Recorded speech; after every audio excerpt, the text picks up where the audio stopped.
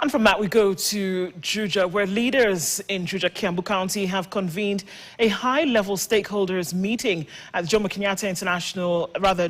University of Agriculture and Technology in a bid to avert planned protests and shield businesses from looting, vandalism and disruption in the constituency. The meeting, spearheaded by Juja MP George Koimburi and the local security team, brings together key stakeholders to deliberate on measures aimed at maintaining peace and preventing demonstrations from degenerating into violence.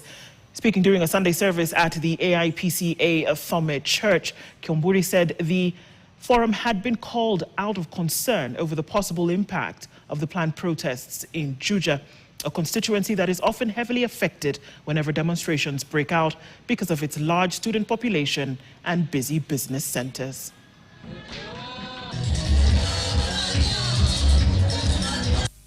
Siku ya kesho kuna mambo ambayo tunasikia yamepangwa katika jamhuri letu la Kenya, na chenye ningetaka kuambia wakazi wa Juja ni ya kwamba tuheshimu biashara zetu, tuheshimiane sisi wenyewe, tuchunge mali ya umma, sababu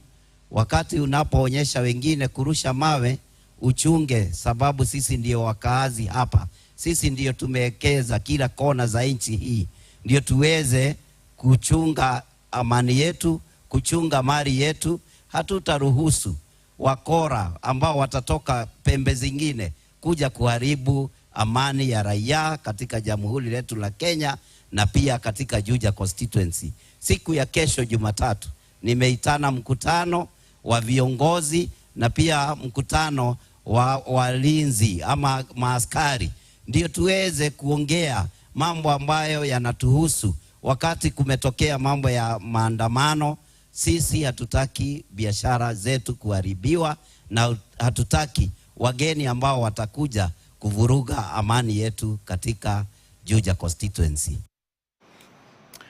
Makueni woman representative Rose Museo has joined other opposition and civil society leaders in criticizing President William Ruto for issuing a stern warning against the planned June 25th Gen Z